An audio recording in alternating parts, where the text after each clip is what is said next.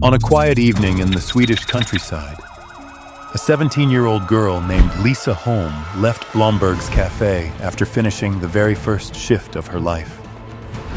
She texted her father to say she was heading home, but that would be the last message she ever sent. Today during the evening, the police have found a deceased person, and with the greatest probability, we assess that it is the missing Lisa Holm who has been found.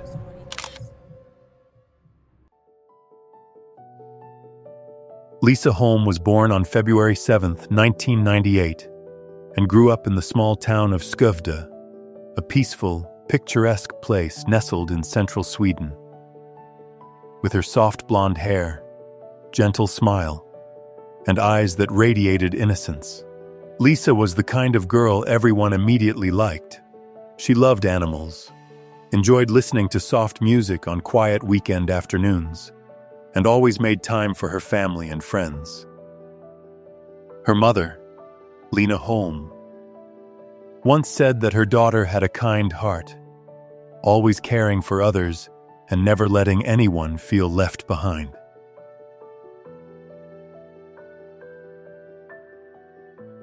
At 17, Lisa carried so many dreams within her. She wanted to study social sciences and one day study abroad.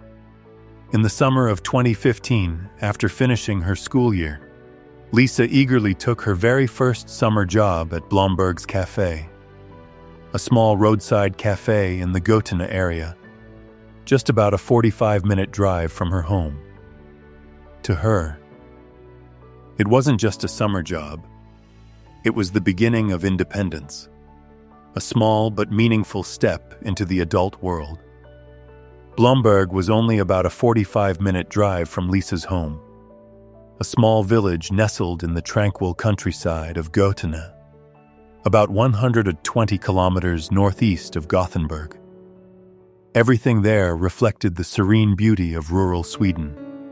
Winding roads cutting through open fields, white-painted houses tucked behind rows of birch trees, and the gentle sound of church bells ringing every late afternoon. For Lisa, her job at Blomberg's Cafe was meant to be a temporary summer position, a short period before she began pursuing her dream of studying social sciences. Her father, filled with pride and love for his daughter, gave her a special graduation gift, a brand new moped, so she could travel to work on her own and experience the joy of independence. During the first 2 weeks, he always rode alongside her on the road to Blomberg, not just to keep her safe, but to make sure she felt confident handling her new ride. That route wasn't the fastest, but for Lisa, every trip held its own meaning, a quiet milestone of growing up and a small adventure into the world waiting beyond. On May 24, 2015, a YouTube account named Lisa Holm suddenly uploaded a strange video. The content was nothing more than a countdown timer starting from 1 minute and 1 second, stopping when the clock hit 50 seconds. The total length was only about 11 to 12 seconds, short, simple, yet strangely unsettling. The title of the video was 13, with no description, no comments, and no accompanying sound. At the time, no one paid any attention to it. It was just another random video floating around the internet. But later, when the case of Lisa Holm came to light, that brief clip became the center of intense online discussion, viewed by many as a chilling omen. Sunday, June 7, 2015, was a day filled with excitement for Lisa Holm. It was the first day she would go to work completely on her own, without her father accompanying her. She was scheduled for the closing shift at Blomberg's Cafe, a seemingly ordinary evening in the peaceful countryside of Götene. Lisa arrived on time, greeted everyone with her familiar smile, and quickly got into her routine. Throughout the day, she served customers with her usual warmth, chatted happily with coworkers, and everyone noticed how proud and joyful she seemed. embracing her first real step toward independence. As the sun began to set, the cafe started to wind down for closing. At around 6:23 p.m., Lisa sent a text to her father saying she was leaving the cafe and would be home soon. It was a simple message, yet filled with the cheerful pride of a 17-year-old who had just completed her first full day of work. Shortly after, she made a brief call to her father, an unclear one, seemingly accidental, as if the phone had dialed from inside her pocket. During that short call, her father could hear Lisa's voice in the background, laughing and chatting with her coworkers, sounding happy and carefree, just like any other day. There was no sign that anything was wrong. But what he didn't know then was that the innocent voice he heard in that accidental call would be the last sound he would ever hear from his little girl.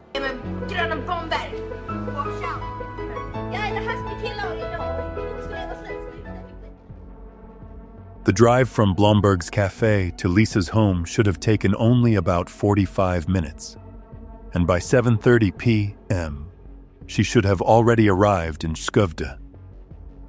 But as time passed, the Holm family's small house remained silent.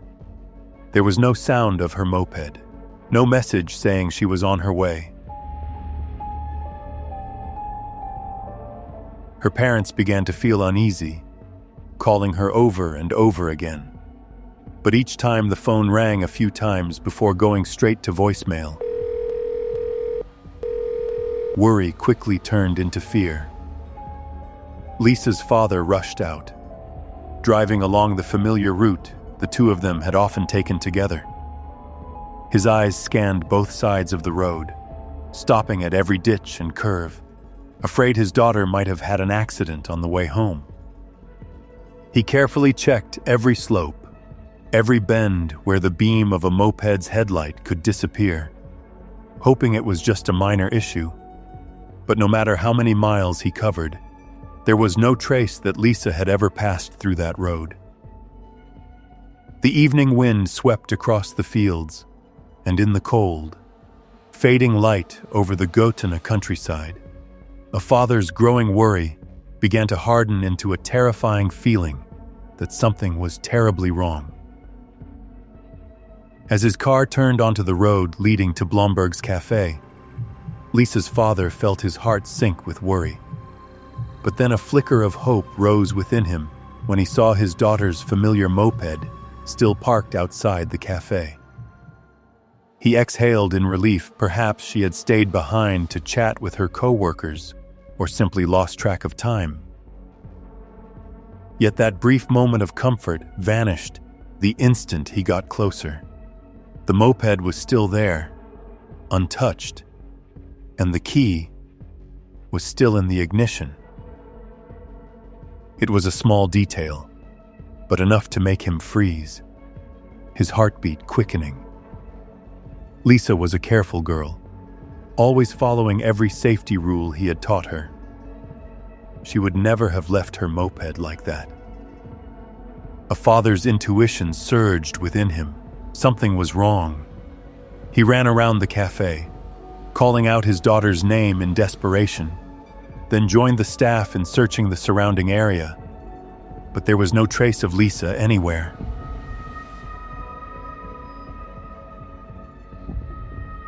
Everything was eerily still, as if she had never been there at all. As darkness began to settle over the Götene countryside, his worry turned into sheer panic. Without hesitation, he called the police. The moment the call came in, police officers immediately arrived at Blomberg's cafe. Flashlights swept across the still darkness of the Götene countryside as officers spread out in all directions, searching for any trace of the 17-year-old girl who had vanished without a sound. For those who knew Lisa Holm, the idea that she might have run away from home was unthinkable. She simply wasn't that kind of person. Careful, punctual, and deeply devoted to her family, Lisa had no reason to disappear.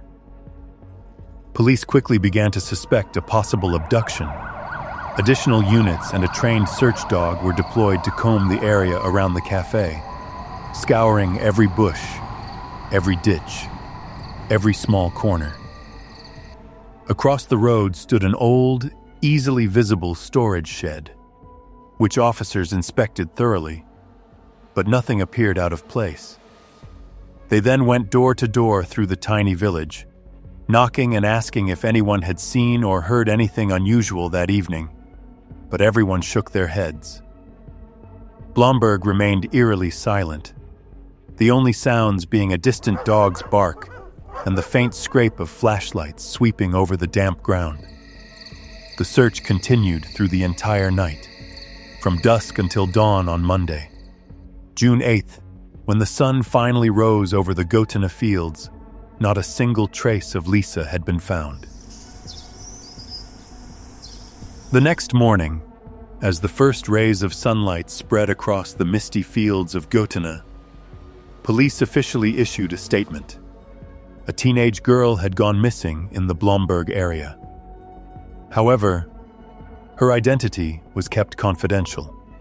They wanted to protect the family's privacy and avoid disrupting the ongoing investigation. The information released was just enough to alert the public, while the search teams continued combing through every inch of land around the cafe. Then, a sudden discovery shattered the calm of that quiet morning. A motorcycle glove had been found inside the old storage shed across from the cafe. The police have today worked intensively to collect new technical evidence. The forensic technicians placed special focus on the barn opposite the cafe. Lisa worked in that barn where one of Lisa's gloves has been found. The work consists of collecting evidence against the 3 persons whom the police suspect are behind the murder of Lisa Holm. The person who discovered it was the owner of the Blomberg estate's property, who handed the glove over to police after farm workers found it while working that morning. Upon examination, it was quickly confirmed to belong to Lisa. What puzzled investigators was that this very storage shed had already been thoroughly searched the night before. Police officers had gone through it carefully, even bringing in a search dog. Yet nothing had been found. So how had the glove suddenly appeared there just a few hours after the area had been sealed off? Had someone deliberately come back to place it there? Or had it simply been overlooked in the darkness and chaos of the overnight search? The glove was personally delivered to police by the owner of the Blomberg estate's property. He explained that it had been found by a group of farm workers when they entered the storage shed to begin their morning tasks. In the dim light of dawn, they noticed a small black object lying among dry hay and dust. It was the familiar glove Lisa always wore when riding her moped. However, the initial sense of hope quickly turned into disappointment. Since the evidence hadn't been collected directly by investigators and had passed through several hands, the chain of custody had been broken, rendering any forensic analysis unreliable. Any potential biological traces or fingerprints that might have existed on the glove's surface were likely destroyed, although the glove could no longer be used as valid forensic evidence. Its discovery completely shifted the direction of the investigation. From that moment on, police no longer treated the case as a simple disappearance. They officially reclassified it as a serious criminal investigation. On Wednesday, the police upgrade the disappearance to the crime of kidnapping. They cordon off a search area with a diameter of 300 meters. The volunteer organization Missing People carries out a line search in an area selected by the police near the cafe where Lisa Holm works. Missing People appeals to the public to participate in the search and expects that perhaps a few hundred people will show up. 900 people come.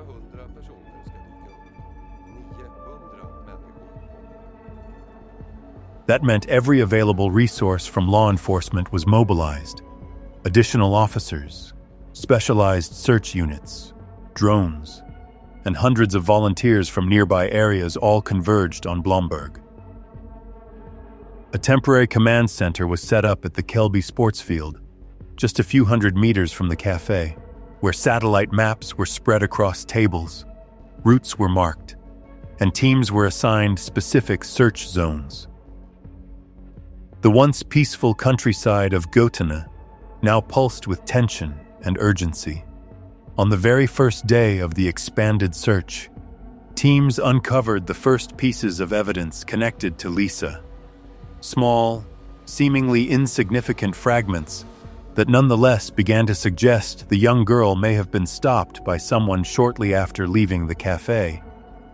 Just a few hundred meters south of where the glove had been found, officers unexpectedly discovered a series of items scattered along a narrow gravel road, one that only locals even knew existed.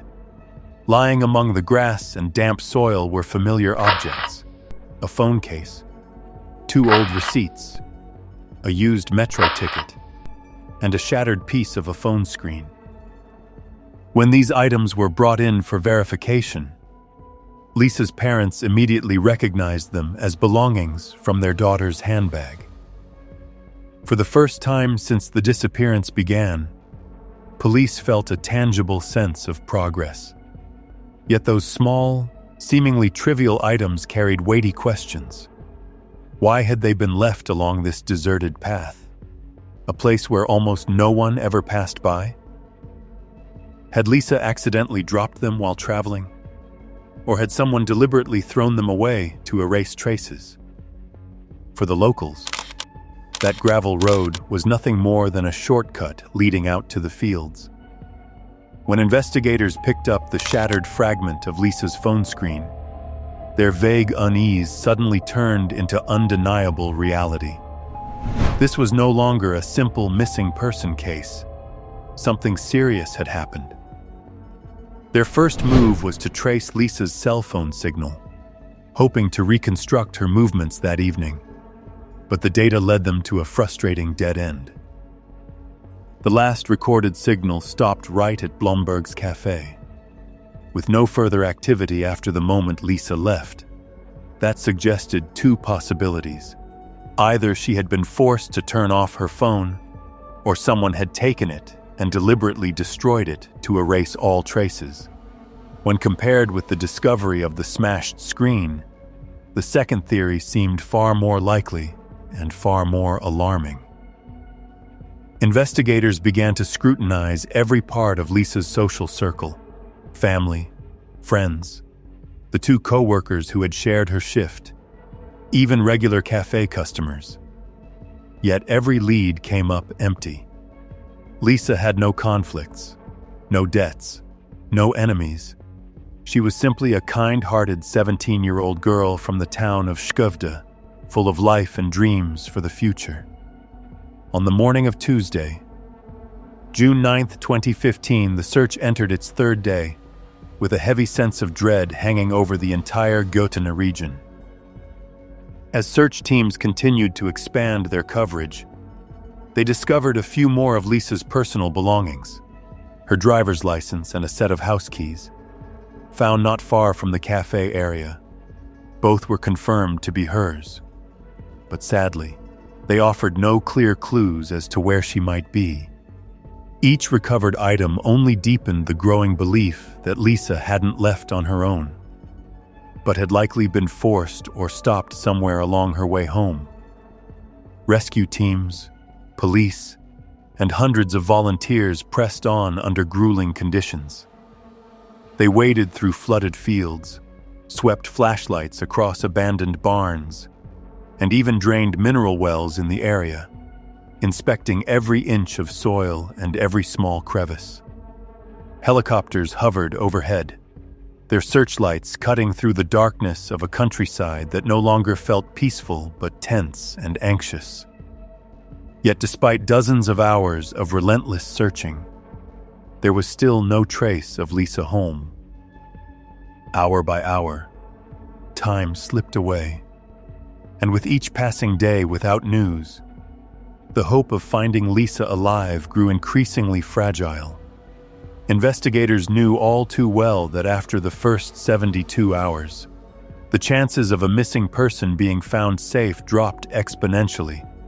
In their despair mixed with fading hope, the Holm family, together with police, made a difficult decision: to release Lisa's identity to the entire nation.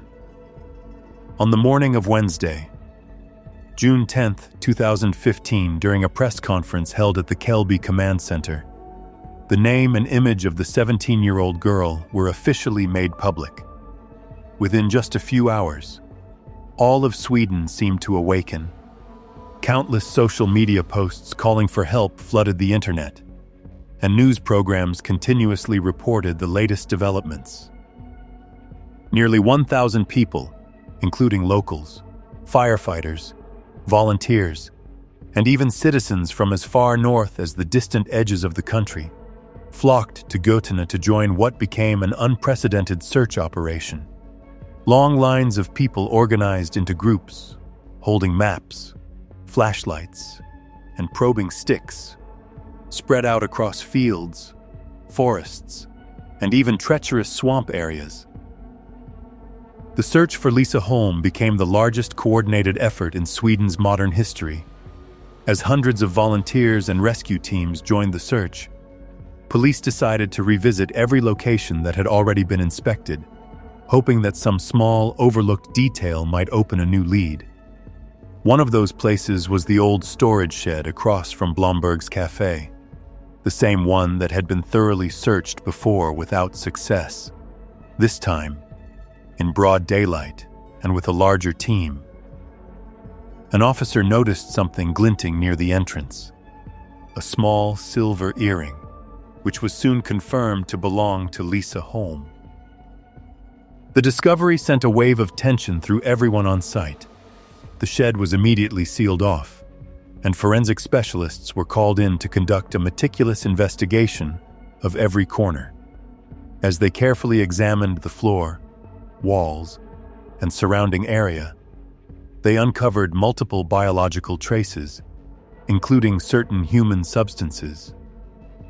This finding led investigators to believe that whoever had taken Lisa may have hidden there, or may have experienced a violent outburst during the crime itself. According to forensic experts, the biological evidence found inside the shed suggested that the perpetrator may have entered a state of extreme stress, an adrenaline surge so intense that the body lost control. It was a reaction commonly seen in individuals gripped by panic or overwhelming excitement, particularly during the commission of a crime. With this new lead, police expanded the search radius to 5 kilometers around Blomberg's cafe, covering numerous farms, barns, and scattered residential areas throughout the region.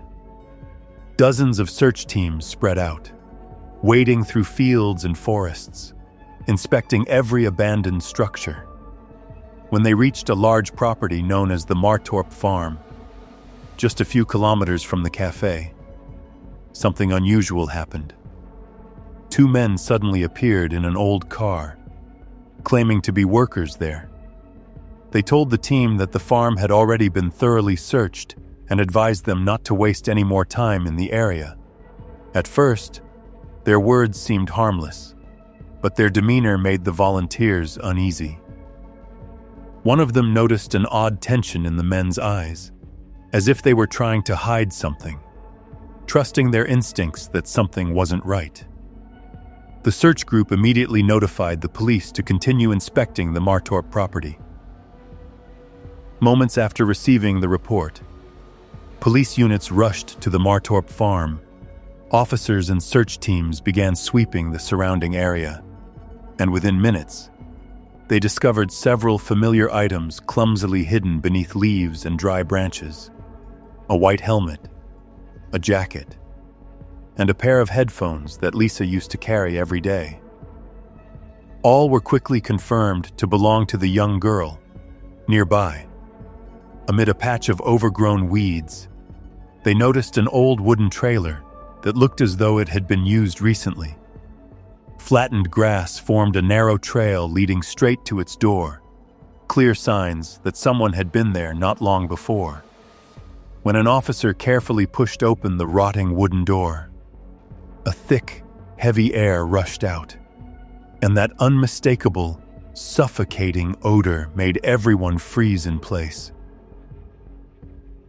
It was the scent of decay, a smell no one could ever mistake for anything else. Inside the old wooden trailer was a small, damp room that looked like an abandoned changing space from an old farm. Along the walls stood rows of rusty metal lockers, thick with dust and cobwebs. Most were locked, except for one, stuffed with a jumble of old clothes, as if someone had intentionally tried to conceal something behind them. Officers began opening the lockers one by one, their flashlights sweeping across the cramped space. But at first, they found nothing unusual, just ordinary farm tools and discarded belongings. Then one officer turned back to the locker filled with clothes and paused. Something felt wrong. The pile of fabric didn't sit naturally the way it should. As they carefully pulled each piece aside, a shape slowly emerged from the darkness within. The entire room fell silent, hidden behind the old garments. They found Lisa, the young girl who had been missing for nearly a week, lying motionless inside the narrow space of the metal locker. Her body showed clear signs of a violent struggle, with only half of her clothes remaining, a rope tangled around her neck, and tape sealing her mouth and nose. Today during the evening, the police have found a deceased person, and with the greatest probability we assess that it is the missing Lisa Holm who has been found. On the morning of Friday, June 12, 2015, tension in the Göten countryside was palpable. After gathering sufficient evidence and forensic data from the scene, Swedish police launched a sudden raid on a house located within the Martorp farm area. The operation was carried out silently, but with firm precision. Inside the house was Nerijus Bilavicius, a 25-year-old man from Lithuania, along with his wife, his older brother Ivaras, and Ivaras' wife.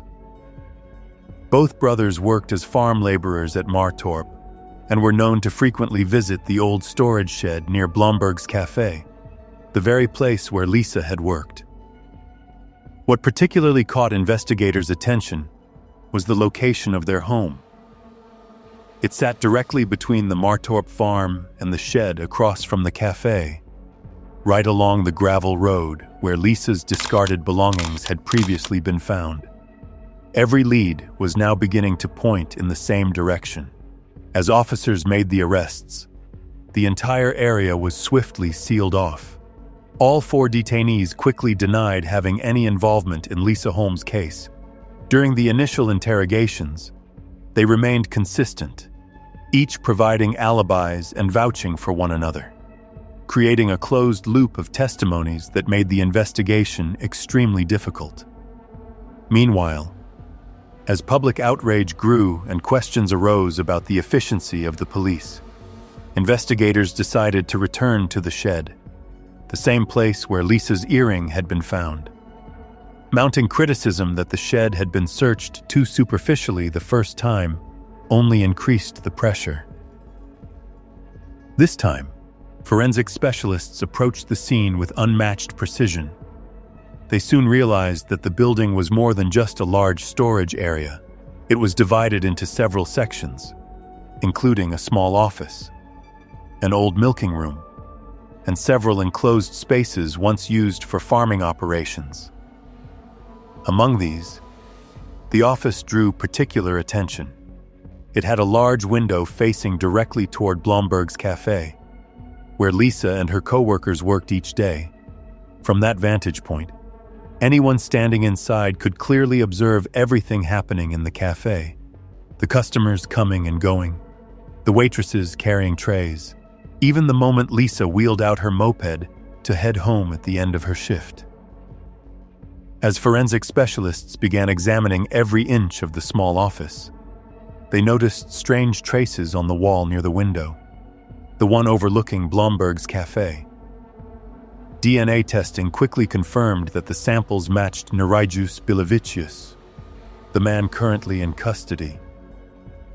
The discovery sent chills through the entire investigative team, as it proved that Nerijus had spent time inside that very room, watching the cafe where Lisa worked.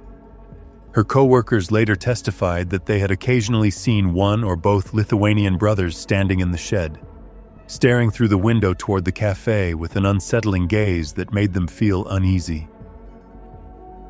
When investigators moved to the adjoining area, the old milking room, they uncovered a chilling detail: a metal pipe protruding from the wall, with a worn rope still tied around it. When tested, the rope came back positive for Lisa Holm's DNA. It was inside that cold, silent room that the 17-year-old girl was believed to have spent her final moments. From the collection of evidence gathered, police were finally able to piece together the horrifying sequence of events from that fateful evening. According to their reconstruction, as Lisa left Blomberg's cafe and was preparing to get on her moped to head home, Nerijus Bilavicius drove up and took advantage of a brief moment when she was off guard to approach her. He suddenly overpowered her and dragged her into the old shed where he had previously worked. In a desperate attempt to silence Lisa, he used tape to cover her mouth and tried to tie her up. Inside the milking room, where police later found the rope bearing Lisa's DNA, he hung her from a metal pipe in an act of terrifying cruelty. Although the autopsy later confirmed that Lisa had not been assaulted, forensic evidence indicated that the attack had a deeply disturbed and deviant motive. Biological traces, torn fabric, and scratch marks consistent with Lisa's fingernails found inside the shed revealed that she had fought desperately to escape. As the young girl began to lose consciousness, the perpetrator is believed to have acted out in a twisted attempt to satisfy his deranged impulses.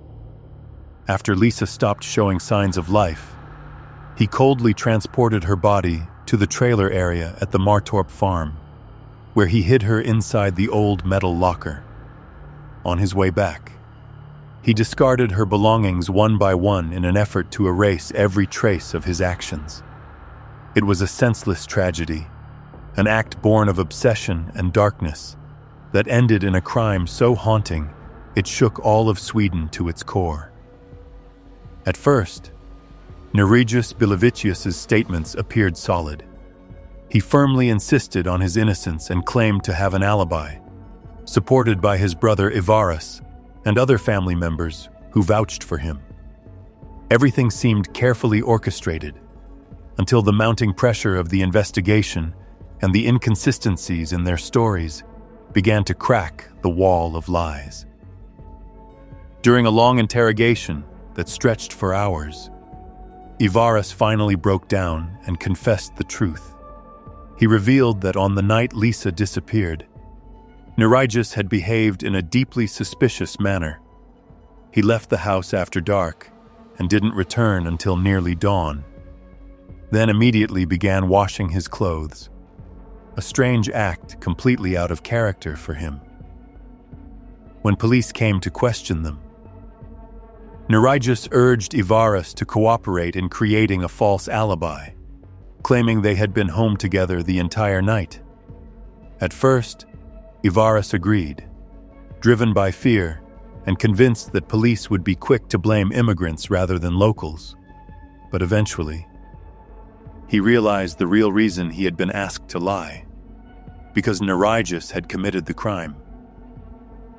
Once that confession was recorded, the entire picture of the case became clear. Every piece of evidence pointed to Nerijus. His DNA was found everywhere at the scene, on the rope, inside the shed, and even on Lisa's clothing. None of it could be denied. Do you remember the strange countdown video I mentioned at the beginning of this story? When Lisa Holm's disappearance made headlines, that clip suddenly resurfaced online and spread at lightning speed. The title 13, eerily matching the number of days between the video's upload and the date Lisa vanished sparked countless theories. Many believed it was a forewarning, even suggesting that the crime had been planned in advance.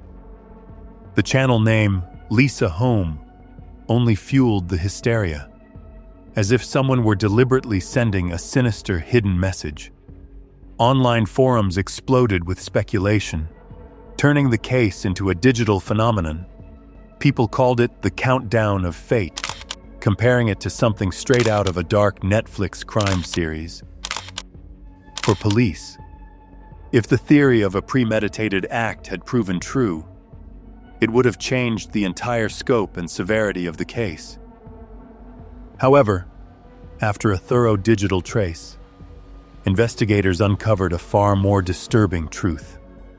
The video was a cruel hoax created after Lisa's case had already begun. Both the title 13 and the channel name Lisa Holm had been edited after her disappearance. And worse, the creator later changed it to Lisa Harm, deliberately feeding fear and obsession across the internet.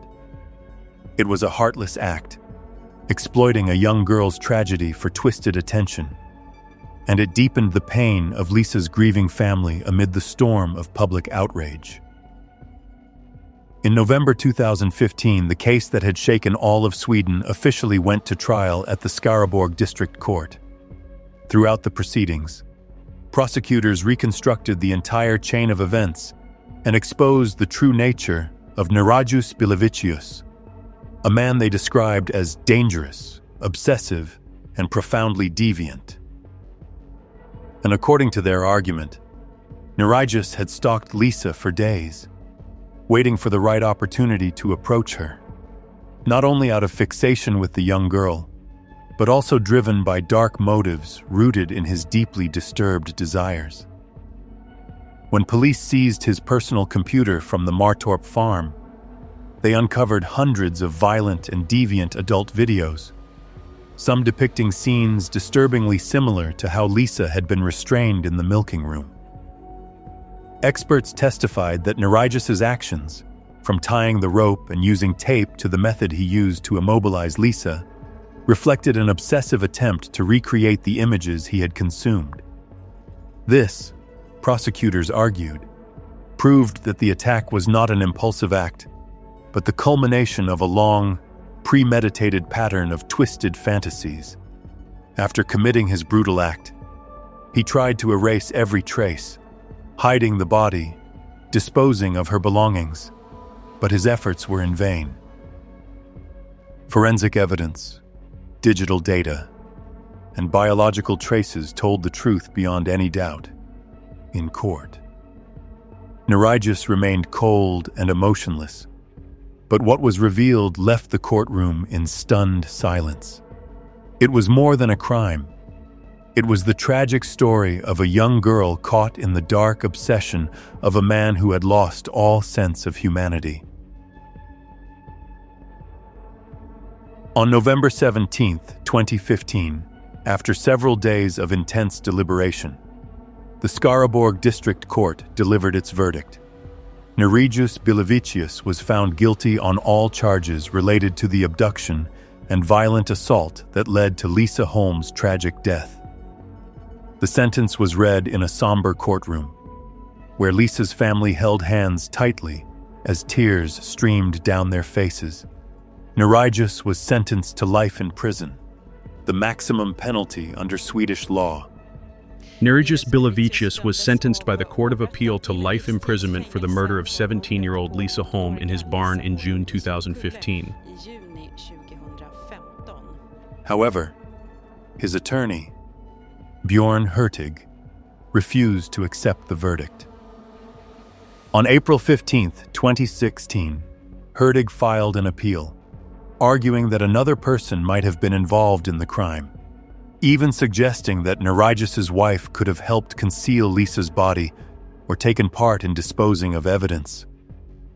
The prosecution firmly rejected this claim, maintaining that every piece of evidence clearly showed Nirajus as the sole perpetrator. Just a few weeks later, On May 2, 2016, the Court of Appeal officially dismissed the appeal, ruling that the life sentence was appropriate and would stand. With that final decision, the case of Lisa Holm was legally closed, but its echoes continued to haunt Sweden, serving as a chilling reminder that even in the most peaceful places, darkness can take root when the line between humanity and desire is lost. After the life sentence was upheld, Nerijus Bilavicius was transferred to Norrtälje prison, one of Sweden's highest security facilities, on July 4, 2016. There, he was held under strict supervision, isolated from most other inmates due to both his level of danger and the deep hostility he faced from within the prison population. In early 2017, Nerijus was extradited to Lithuania, his home country, under an agreement between the two Nordic nations. Later that same year, a local court temporarily reduced his sentence to 15 years. But by the end of the year, the Šiauliai Court of Appeal overturned the decision and reinstated his life sentence. During his imprisonment in Sweden, Nerijus endured contempt and retaliation from fellow inmates. He was isolated, constantly threatened, occasionally assaulted, and at one point scalded with boiling water, which sent him to the hospital. However, when he was later moved to Marijampol prison in Lithuania, his situation hardly improved. The crimes he had committed made him despised even among other prisoners, who viewed him as the embodiment of evil. Around 6 p.m. on August 3, 2022, while in the prison yard, Nerijus was suddenly attacked by another inmate with a sharp object, suffering severe injuries to his neck. Though he was rushed to the hospital, he did not survive the trip. That grim ending marked the final chapter of the man who had once terrified an entire nation, a cold, lonely fate that mirrored the suffering he had inflicted on the young girl Lisa Holm and her grieving family. The case of Lisa Holm stands as one of the most heartbreaking tragedies in modern Swedish history, not only because of the loss of a 17-year-old girl full of dreams, but also because it revealed just how fragile safety can be, even in a world that seems peaceful. Her story reminds us that darkness can hide in the calmest of places, and that just one moment of carelessness, one lapse of awareness, can change everything forever. From this tragedy, we are reminded to stay vigilant, to trust our instincts, and to care for those around us. Because sometimes, the smallest act of attention can save a life. Thank you for taking the time to follow today's story on True Crime Documentary. If you feel compassion for Lisa, please share this video so more people can know about her and leave a comment in her memory. Lisa Holm, whose light was extinguished far too soon. Don't forget to like and subscribe to True Crime Documentary so we can continue uncovering the haunting true stories that lie behind every tragedy. I'll see you in the next episode, where together, we'll delve into another case the world will never forget.